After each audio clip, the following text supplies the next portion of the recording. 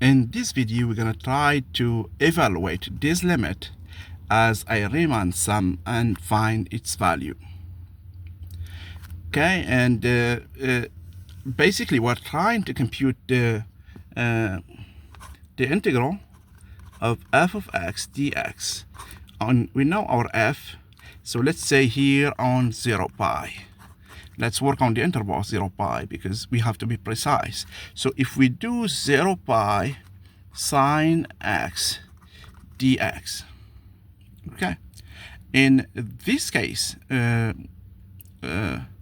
gonna have the function as minus cosine x between 0 and pi, and therefore we have minus cosine pi minus cosine of 0. Cosine of pi is minus 1 and cosine of 0 is 1, therefore we have 2. So this is the value that we should get if we do the evaluation of the function sine in on the interval 0 pi. Okay, but for us we're gonna do Riemann sum. We know this value now using the sneaky behavior to get this result. But remember that this one, the Riemann integral, is given by the limit as n goes to infinity of delta x, the sum of x of f of x sub k, k going from 0 to n or n minus 1. But for us, we're going to take it from 0, okay? In this case, we have we need to have and define what we mean by delta x. We know f, it's the sign. We need to know the xk. The xk's, we're going to define them as a plus k b minus a over n. Since we want to have this interval 0 pi, we let a be 0 and b be pi.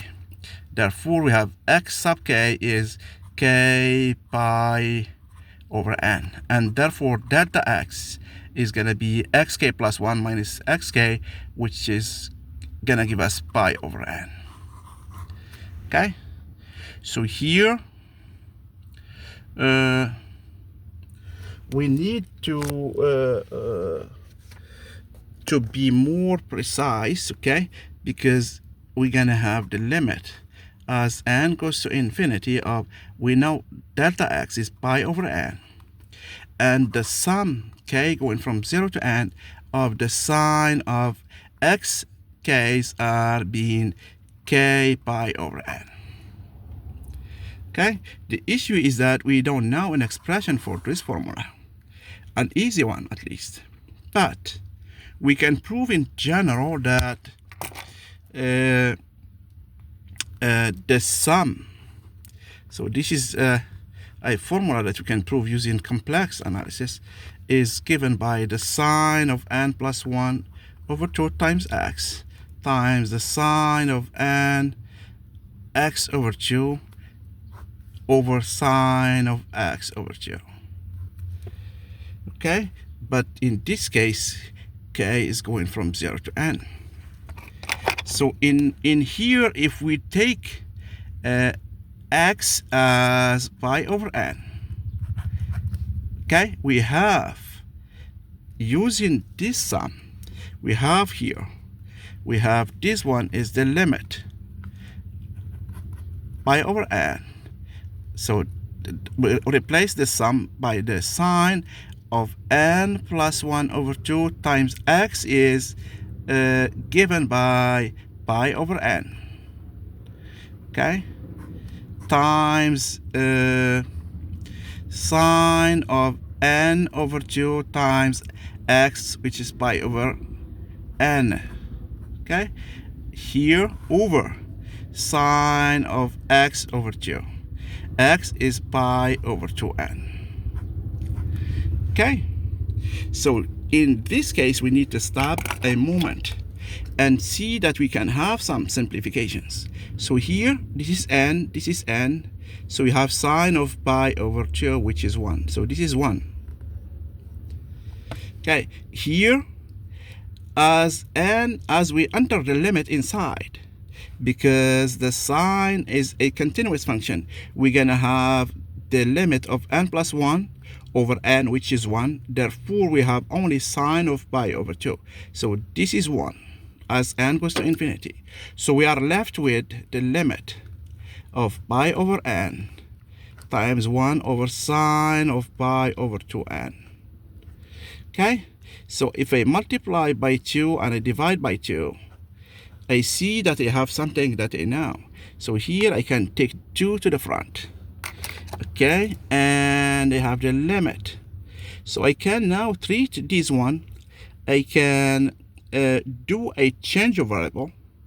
Okay? Since n goes to infinity, I can treat this one as, because I know this is 1. I'm just trying to prove it. The limit here is 2.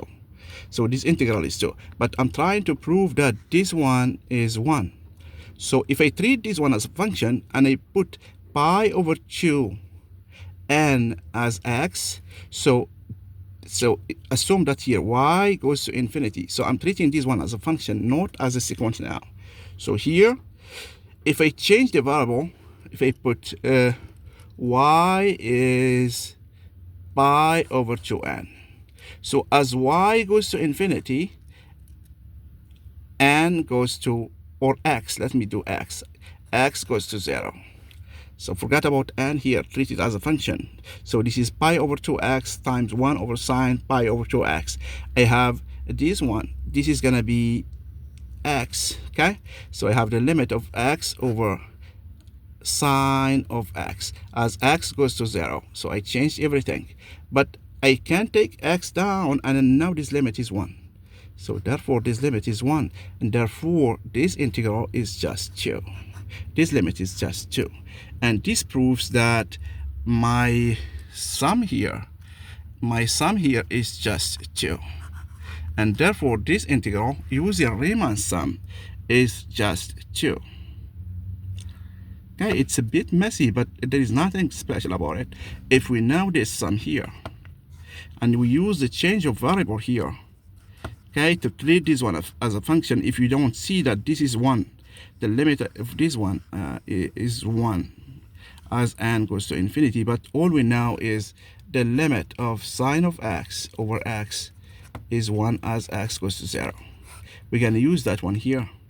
Okay, and that's what used by changing this variable here. We call this one pi over 2n, or pi over 2x y, and when y goes to infinity, this one goes to 0, and therefore we have x over sine over x, and we know that this is 1, and therefore we have 2 times 1, which is 1, and this proves that our integral here in this case is just 2. Okay, thank you very much.